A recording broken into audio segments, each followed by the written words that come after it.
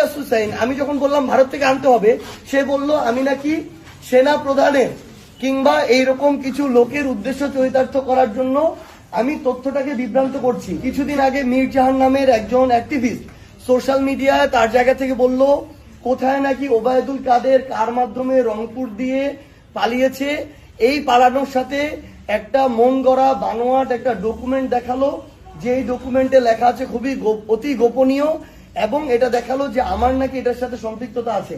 মানে ওবায়দুল কাদেরের মতো একটা কালপিট, যার এগেনস্ট আমাদের লড়াই, যে আমাদেরকে পাইলে এখনো শরীর থেকে মাথাটা আলাদা করে ফেলবে।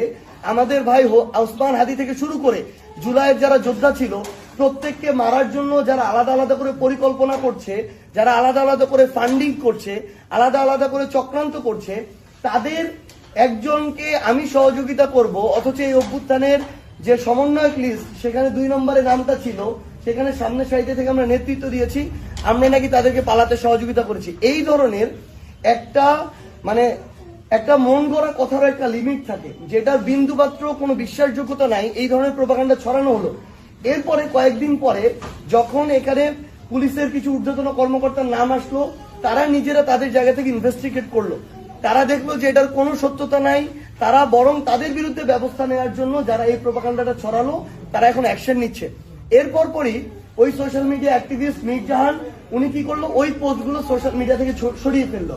তাহলে দেখেন, কেউ একজন বাইরের একটা ইনভেস্টমেন্টে মন চাইলো উদ্দেশ্য প্রণোদিত ভাবে একজনকে নিয়ে সোশ্যাল মিডিয়া প্রোপাগান্ডা করলো, তার যে ব্যক্তি ইমেজ সেটাকে ক্ষুণ্ণ করলো, প্রশ্নবিদ্ধ করলো, এরপর আবার মন চাইলো সেটা সত্যতা নাই, ডিলিট করে ফেললো।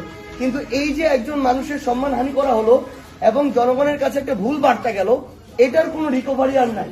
আমরা আমাদের জায়গা থেকে মনে করি এর বিরুদ্ধে কড়া একটা ব্যবস্থা নেওয়া, সরকারের পক্ষ থেকে এই ব্যবস্থাগুলো নিতে হবে। ইলিয়াস হুসাইন আজকে থেকে কয়েকদিন আগে আবার পোস্ট দিয়েছে যে আমি আমার জায়গা থেকে সোশ্যাল মিডিয়ায় পোস্ট দিয়েছিলাম যে ভারত থেকে আমাদের হাদি ভাইয়ের খুনিকে ফিরিয়ে এনে নির্বাচনের আগে তার বিচার নিশ্চিত করতে হবে এবং রায় কার্যকর করতে হবে।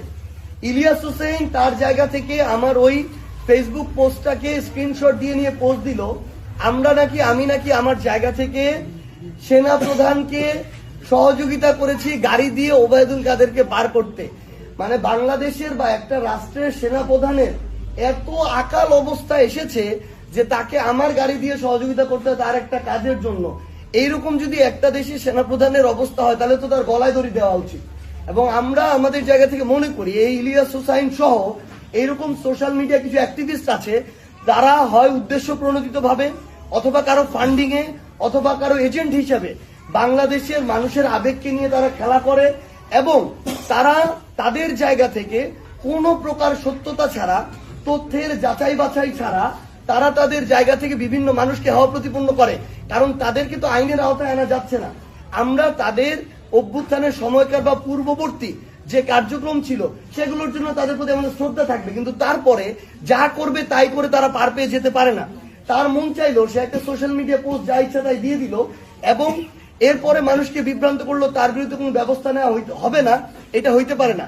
বরং আমরা মনে করি এই ধরনের যারা আছে উদ্দেশ্য প্রণোদিত ভাবে মিথ্যা তথ্য দিয়ে রাজনৈতিক হোক অন্যান্য কোনো উদ্দেশ্য হোক এগুলা চারিতার্থ করতেছে এবং মানুষের সম্মানহানি করতেছে, তাদের শুধু সোশ্যাল মিডিয়া পেজ বা অ্যাকাউন্ট নয়, তাদের বিরুদ্ধে দেশে এবং দেশের বাইরে থাকুক তাদের বিরুদ্ধে ব্যবস্থা নেওয়া উচিত। কারণ তারা এই মিথ্যা প্রোপাগান্ডাগুলো করতেছে যেটার কোনো সত্যতা নাই। এই ইলিয়াস হুসাইন আমি যখন বললাম ভারত থেকে আনতে হবে, সে বলল আমি নাকি সেনা প্রধানের কিংবা এইরকম কিছু লোকের উদ্দেশ্য চরিতার্থ করার জন্য আমি তথ্যটাকে বিভ্রান্ত করছি।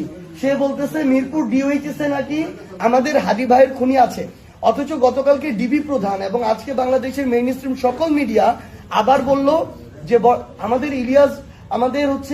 হাদি ভাইয়ের যে খুনি, ওই খুনি এখনো ভারতে অবস্থান করছে। তার মানে সে যে মিরপুর ডিওএইচএস এর কথা বললো, তাহলে সে নিশ্চয় কোনো এজেন্সির হোক এজেন্টের হোক হয়ে উদ্দেশ্য প্রণোদিত ভাবে একটা ফান্ডিং পেয়ে টাকার বিনিময়ে বা অন্য কোনো কিছুর বিনিময়ে এই কাজগুলো করছে। তাদের বিরুদ্ধে এই ব্যবস্থাটা নেওয়া উচিত।